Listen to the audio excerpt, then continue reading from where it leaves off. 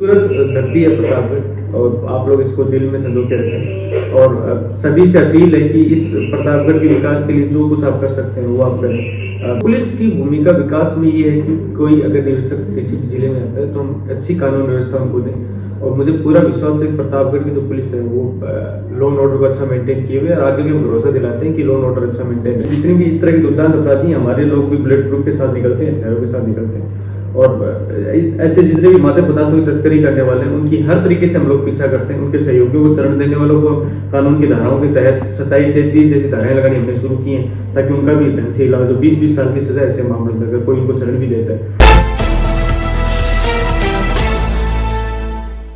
नमस्कार, आज हम कांठल की आवाज डिजिटल के खास साक्षात्कार में एसपी अमित कुमार के साथ हैं। आज हम इनके बारे में वो सब कुछ जानने आए हैं जिससे आप अभी तक अनजान हैं। जी हाँ, आज बहुत सारी बातचीत करने आया हूँ। सवालों की एक लंबी फहरिस्त है और हाँ, उम्मीद है आज की ये बातचीत काफी कुछ अच्छा संदेश देगी। तो सर, सबसे पहले कांठल की आवाज डिजिटल पर आपका स्वागत है। थैंक यू सर, हमारा पहला सवाल है, जिस तरह अपराध की दुनिया से जुड़े लोगों से आप लोगों का पाला पड़ता है, अपराधी लोगों को डराकर खौफ कायम करना चाहते हैं और पुलिस उस खौफ को खत्म करने का काम करती है। ऐसे में पुलिस किस तरह काम करती है उन अपराधियों को सजा दिलाने के लिए, और क्या अपराध को जड़ से खत्म नहीं किया जा सकता है? जैसा कि आपने बताया कि अपराधी खौफ फैलाने के लिए समाज में कार्य करते हैं। बेसिकली पुलिस का दो तरह के लोगों से सामना होता है। एक वो लोग होते हैं जो पहली बार कोई अपराध करते हैं, जैसे पारिवारिक झगड़े होते हैं, भाई भाई का झगड़ा हो जाता है, पड़ोसी से झगड़ा हो जाता है, कोई गाँव में झगड़ा हो जाता है।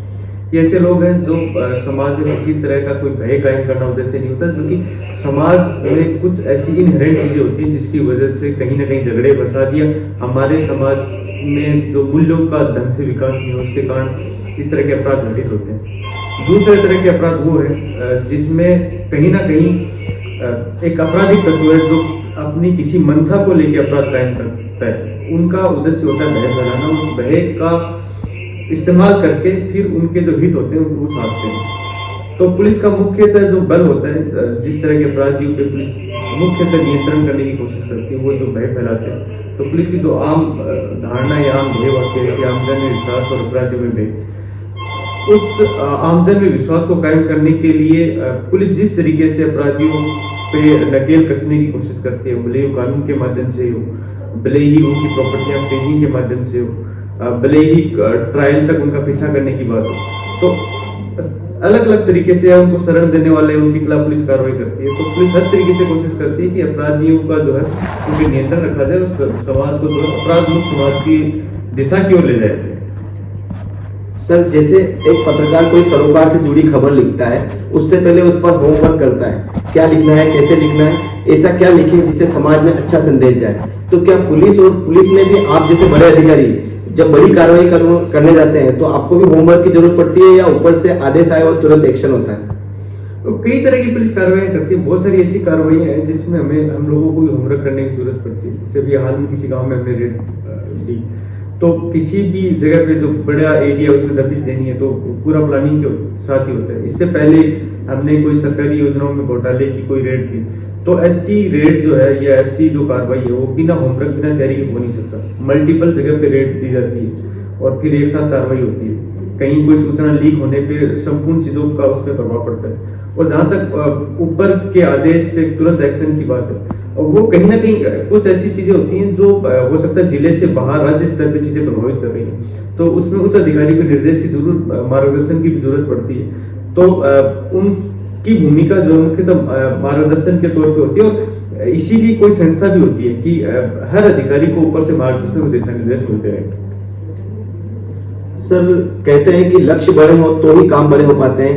आप अपने फील्ड में इस जो कोड है इसको किस तरह देखते हैं, और जब आप कोई बड़ी कार्रवाई करने जाते हैं तो उस लक्ष्य को टारगेट करके आप किस तरह से काम करते हैं? बड़ी कार्रवाई छोटी कार्रवाई मुख्यतः पुलिस अधिकारी के दृष्टिकोण से मुझे नहीं लगता कि हम उस खांचे में उसको देखते हैं।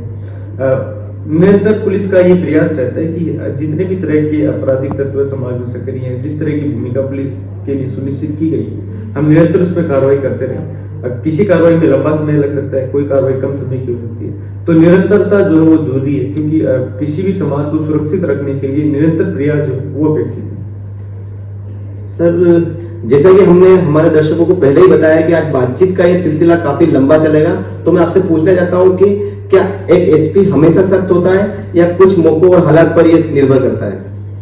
एसपी को कहीं भी सख्त होने की जरूरत नहीं, मुझे लगता है। हमारी जो मुख्यतः भूमिका पुलिस की सुनिश्चित की गई, उसमें कहीं ना कहीं ऐसा लगता है कि पुलिस की कार्य प्रणाली काफी सख्त है। लेकिन जैसा कि हमारा ध्येय वाक्य भी है कि आमजन में विश्वास और अपराधियों में भय, तो आमजन में जो विश्वास की बात है उसमें पुलिस सख्त हो ही नहीं सकती, और बल्कि हम लोग कोशिश करते हैं कि आमजन के साथ पुलिस का व्यवहार बहुत अच्छा रहे, वो एक अच्छा एक्सपीरियंस लेके जाए। जहां तक अपराधियों में भय की बात है, उसको लेके आम जन में ये धारणा बन सकती है कि पुलिस कहीं ना कहीं सख्त रहती है, लेकिन हम इसी समाज में कार्य करते हैं। जैसे कई बार आंदोलन, धरना, प्रदर्शन भी होते हैं, उसमें हमारे सामने जो भीड़ खड़ी रहती है वो हमारी ही आम जनता है, उनसे किसी तरह का कोई विरोध नहीं होता। तो हम जो है सख्ती पे भी कंट्रोल रखते हैं उस वक्त। और जब अपराधी से सामना होता है तो जिस तरह के अपराधी उस वक्त कृत्य करता है उस हिसाब से पुलिस को एक्शन भी करना पड़ता है। तो ऐसा नहीं है कि हम हर वक्त जो है सख्ती रहते हैं, पुलिस जो है दोनों चीजों में एक संतुलन स्थापित करके रखती है। सर, एक अधिकारी बनना काफी कठिन होता है, तो आप हमारे दर्शकों को ये बताएं, और खासकर युवा पीढ़ी को जो नौकरी की तैयारी कर रहे हैं, आप उन लोगों को बताएं किस तरह एसपी बनने के लिए क्या कुछ करना पड़ता है और आपको कितने साल लगे इसकी तैयारी में? अधिकारी बनना बिल्कुल भी मुश्किल नहीं है। मुझे लगता है कि अगर अगेन आपके सपनों में निरंतरता है और आपको अधिकारी जो जिस तरह का बनना है, प्रशासनिक अधिकारी बनना है, पुलिस अधिकारी बनना है, कोई अन्य अधिकारी, आर्मी में जाना है, मिलिट्री में जाना है, डॉक्टर बनना है, इंजीनियर बनना है, तो आप अपने लक्ष्य में निरंतरता रखें। और जहां तक एसपी बनने में सालों की बात है, तो ऐसा किसी को ज्यादा वक्त लग सकता है, किसी को कम वक्त लग सकता है, तो ऐसा सालों में भी नहीं बांधा जा सकता। तो तैयारी का मूल रूप से समय वो 1 साल है लगभग, वो किसी को कम या ज्यादा लग सकता है। वो आपकी उस साल तैयारी कितनी गंभीर थी उस पर निर्भर करता है। सर, हमारे दर्शकों को आप ये बताएं कि एसपी को दिन में क्या क्या करना पड़ता है, कैसे पूरे जिले की कमान संभाली जाती है? जो दिन भर की एक्टिविटीज रहती है उसमें बहुत सारी ऑफिस की एक्टिविटीज रहती है, क्योंकि सिर्फ पुलिस का काम या पुलिस अधिकारी का काम क्राइम का सुपरविजन ही नहीं होता, बल्कि हमारे इतने सारे जवान हैं, उनके वेलफेयर का भी विषय है, उनके जो है कई सारी चीजें जो हमारे विकास से संबंधित है, जवानों के पुलिस संस्था के विकास से संबंधित है, बहुत सारी विभागीय चीजें होती हैं, बहुत सारी सूचनाएं जो है मुख्यालय को भिजवाई जाती है। तो कई सारी चीजों का आदान प्रदान जो है पुलिस अधिकारी के तौर पर करना पड़ता है। तो दोनों चीजों में क्राइम का सुपरविजन और जो विभागीय कार्य है उनके बीच में पूरे दिन भर में लगभग यही सब। सर, प्रतापगढ़ एक ऐसा जिला है जिसके बारे में एक समय में कहा जाता है कि यहाँ नौकरी करना कोई आना ही नहीं चाहता, तो हालांकि आज ऐसे हालत नहीं है और आपने तो अपने अलग ही नजरिए से इस प्रतापगढ़ को देखा है, तो सर कैसा है प्रतापगढ़ आपकी नजर में? राजस्थान की अगर सबसे खूबसूरत धराओं की बात की जाए तो प्रतापगढ़ उन सब में कहीं अव्वल श्रेणी में आता है। मैंने ऐसा नहीं पाया प्रतापगढ़ में कि कहीं भी जो है किसी भी व्यक्ति प्रतापगढ़ में आने के बाद में कोई अनिच्छा हो, इतनी खूबसूरत धरती में रहने का मौका मिले, ये अपने आप में सौभाग्य की बात है। मुझे तो कभी भी दोबारा भी अगर जीवन में काम करने का मौका प्रतापगढ़ में मिला तो इससे खूबसूरत एक्सपीरियंस कुछ हो नहीं सकता। तो मेरे लिए प्रतापगढ़ का अनुभव बहुत अच्छा है। सर, जहाँ तक आपके नजरिए की बात आई है, तो आपने भी एक नवाचार भी किया है, जो कांठल संध्या कार्यक्रम हुआ था उसमें एक प्रतापगढ़ को लेकर एक मतलब टेबलेट बुक का भी विमोचन किया गया है। सर, उसके माध्यम से क्या कुछ संदेश है? प्रतापगढ़ में विकास की या पर्यटन की काफी संभावनाएं हैं। जो मैंने अपने एक्सपीरियंस से पाया, ये पाया कि यहाँ के लोगों में एक आजीविका का वैकल्पिक साधन भी पर्यटन के माध्यम से विकसित किया जा सकता है। दूसरा, यहाँ जो जनजातीय संस्कृति है, यहाँ लोगों ने आध्यात्मिक पर्यटन है, इको टूरिज्म है, उसके विकास की जो असीम संभावनाएं हैं वो एक्सप्लोर की जानी चाहिए। और पूरे हिंदुस्तान का हक बनता है कि इस खूबसूरत धरती पे आए हो और यहाँ के पर्यटन का लुत्फ उठाएं। सर, ये तो जग जाहिर है कि आपने अल्प अवधि में काफी बड़े बड़े मामलों में त्वरित कार्रवाई की है, चाहे वो महिला अपराध से जुड़े मामले हो या मादक पदार्थ तस्करी से जुड़े मामले हो। पर सर, मुख्य बात यहाँ पर अवैध हथियारों की धरपकड़ की है, तो क्या आपको नहीं लगता इस दिशा में कोई ठोस कदम और एक बड़े एक्शन की जरूरत है? प्रतापगढ़ जो कि एक बॉर्डर का जिला है, ऐसे में अवैध हथियार, मादक पदार्थों की तस्करी मुख्य 2 मुद्दे प्रतापगढ़ में पुलिसिंग के समक्ष है। हमारा निरंतर प्रयास रहता है कि हम उस पर कड़ी कार्रवाई करते रहें।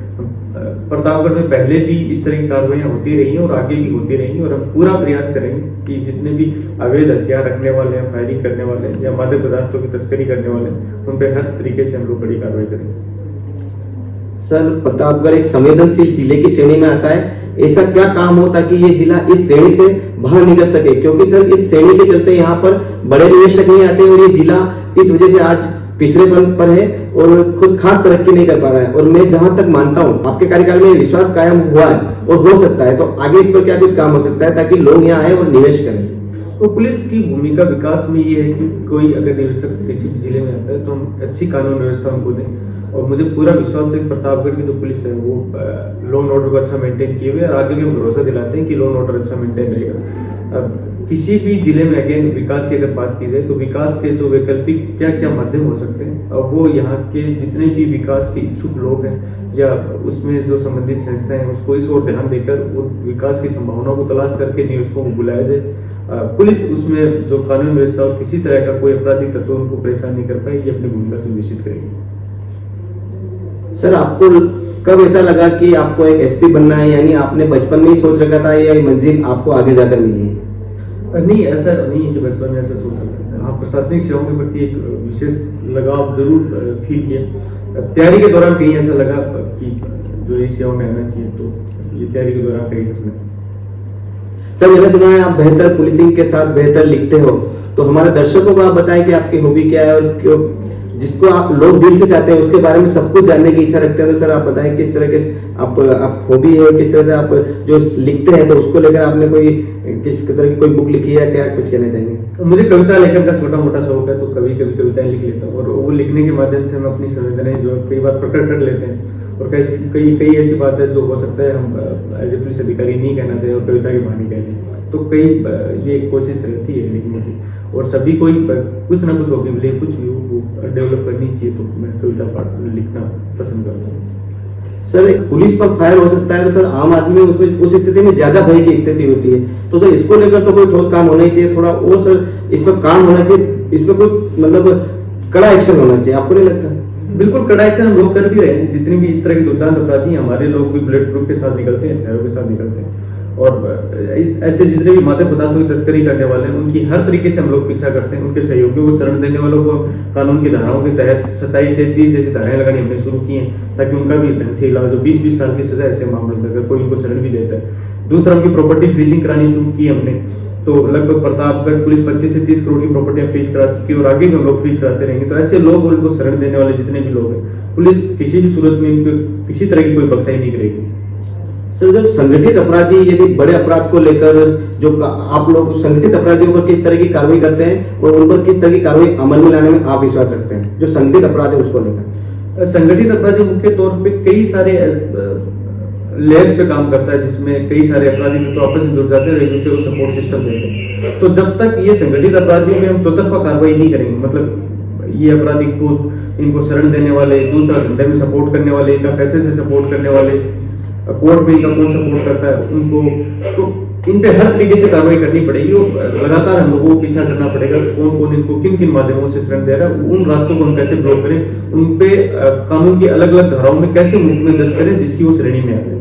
तो पुलिस को चौतरफा जिस तरीके से लोग काम करते हैं उसी तरीके से पुलिस को भी चौतरफा काम करके इनके खिलाफ कार्रवाई करनी चाहिए। सर मेरा एक लास्ट सवाल था सर कि प्रतापगढ़ को आपने भली भांति जाना है, पहचाना है, यहाँ पर लोगों ने आपको बहुत प्यार दिया है, आज आम जन में भी आपके प्रति काफी सम्मान है, तो सर इस प्रतापगढ़ की जनता के लिए क्या कुछ खास संदेश देना चाहेंगे? मेरा यही संदेश है, एक खूबसूरत धरती है प्रतापगढ़ और आप लोग इसको दिल में संजो के रखें और सभी से अपील है कि इस प्रतापगढ़ के विकास के लिए जो कुछ आप कर सकते हैं वो आप करें। एक खूबसूरत धरती, यहाँ की जनजातीय संस्कृति, यहाँ की आध्यात्मिक संस्कृति, इसका खूब प्रचार करें और अमन चैन में भरोसा रखें और विकास में एक सामूहिक भूमिका अदा करें। बहुत बहुत धन्यवाद सर, आपने अपना कीमती समय दिया है, इसके लिए मैं कांठेल की आवाज डिजिटल मंच की ओर से आपको धन्यवाद ज्ञापित करता हूं और उम्मीद करता हूं कि हमारे जो दर्शक यहाँ पर इस इंटरव्यू को देख रहे हैं वो उनमें जो हम चाहते हैं उनमें पुलिस के प्रति विश्वास कायम रहे, वो सिलसिला बरकरार रहेगा। मनोज राठौड़, कांठेल की आवाज, Pratapgarh. Thank you. Thank you.